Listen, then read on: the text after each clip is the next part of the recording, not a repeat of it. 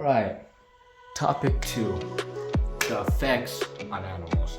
Now in the last topic, we talked about the effects as a whole, the effects of water loss in New Mexico and more in the Bosque, right?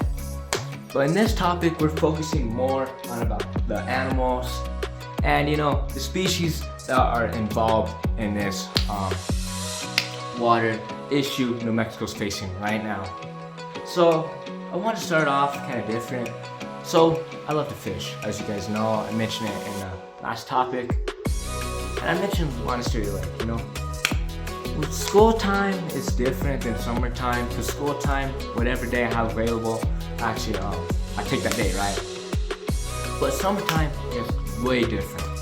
I like to check the stocking report. I see, okay, Monastery Lake, it was stocked 2 days ago. Okay, let's go on this day so we have a better chance of catching fish, right? And then school time is, okay, I only have this day to go fishing, so let's go fishing this day, even though it could stock like 2 weeks ago or a week ago, right? So I want you guys to think for a minute. What if you guys went on a school day? You guys went fishing on a school day where they stocked it 2 weeks ago, but then more and more weeks go by, and the less chance you have to catch fish. Because think about it, when they stock it like 2 days after, right, you have a better chance of catching a fish, catching 1, 2, 3, or catch your limit, right? But think about a school day, right, where you only get one available day, and they probably stocked it a week or 2 ago. You're not gonna have a better chance of catching a fish. You may catch 1 and lucky catch 2, but it's really rare, right, to catch your limit. So this is kind of like water loss in New Mexico. And let me explain. Think about if water was drying up and fish had to move to another spot, right? Which you're not gonna have a chance to catch your fish, right?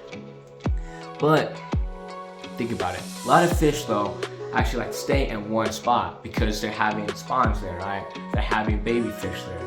Well, think about if that was dried up. Think about there was no water there. Where are the fish gonna go? Especially the moms, and especially the baby fish. They can't go anywhere. As going to Monastery Lake, I see a lot of minnows at the shore, right? And I love to catch minnows, right? But think about if Monastery Lake was dried up. Think about if your lake you go to is dried up. Where the minnows gonna go? Where the fish gonna go? They can't swim. And especially Monastery Lake, as I showed you the map of what it looks like, Monastery Lake is kind of hard to for fish to swim away because it's only in one area, right? So I want you guys to think for a minute on water loss as of how it affects fish. Now, going back to New Mexico and the Bosque, there are 3 species right now who are on the endangered list, and I got 2 who are about to go extinct. So, first species I have on here is the Rio Grande minnow, silvery minnow. Now, even though the population has been declining by 95%, in recent time it actually has been better. It's been going a little bit up, but going a little bit down. But as we talk about southwestern flycatcher, now this is a bird, by the way, as you see in your picture here or whatever. The population is at 25k, 2,500. This is a very small amount, right? And sadly, it's still been this way. Even though it's a little bit of increase, it's still on the endangered list. And then lastly, I want to talk about this meadow jumping mouse. Now, this is very sad because the population is at 77, and it's been decreasing ever since. So these mouse, or these mice, whatever you want to say, is sadly declining and sadly about to go extinct. Now, it's just a few species in New Mexico that are struggling like this. There's a lot more in the Bosque and New Mexico that could suffer if we don't do anything? Think about if we don't care. As I read earlier before in my last topic, sadly, if we don't do anything now, scientists predict in 2050, right, that the Rio Grande and the Bosque will dry up. Now, where are animals gonna go to get water? It's not like us humans, in a sense. I don't want to say we could go anywhere, but we have a chance to go to Walmart, get some water bottles. Water bottles, plastic water bottles that are from Texas, whatever, right? We have a better chance of moving somewhere, right? Go to another area, right?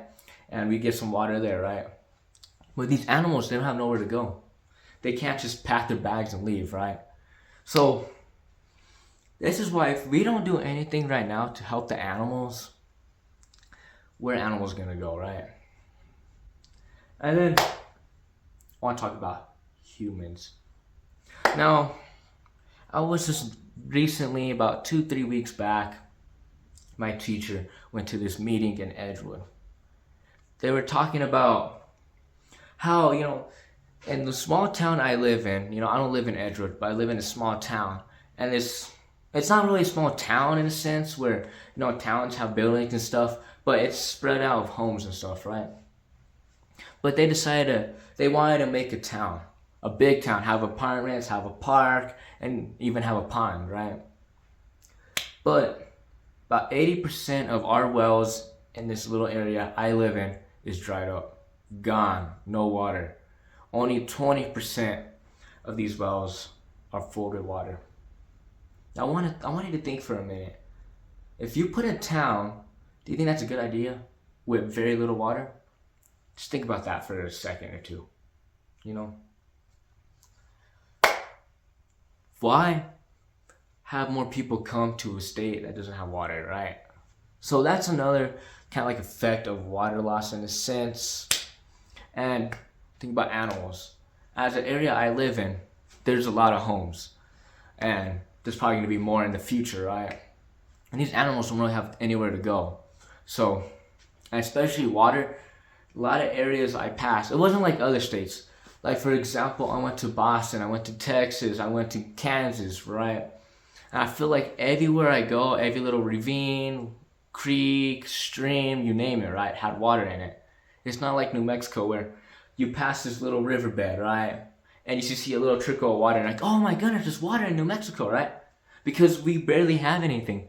Because every single ravine, every single stream, every single creek we go to in New Mexico is dried up.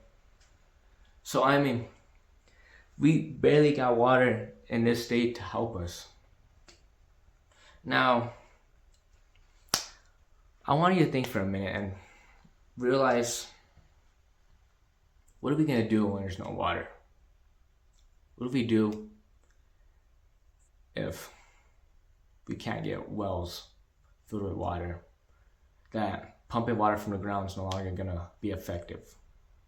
I want you guys to think too, for these animals, what could we do now to help them? So when I go to my 5th topic, a call to action, I want you guys to think from now to then the same question I asked from the beginning. Should New Mexicans prioritize animal needs over human needs? Or I want you guys to start thinking now, how could New Mexicans prioritize animal needs while being concerned about our needs? So get ready for topic 3.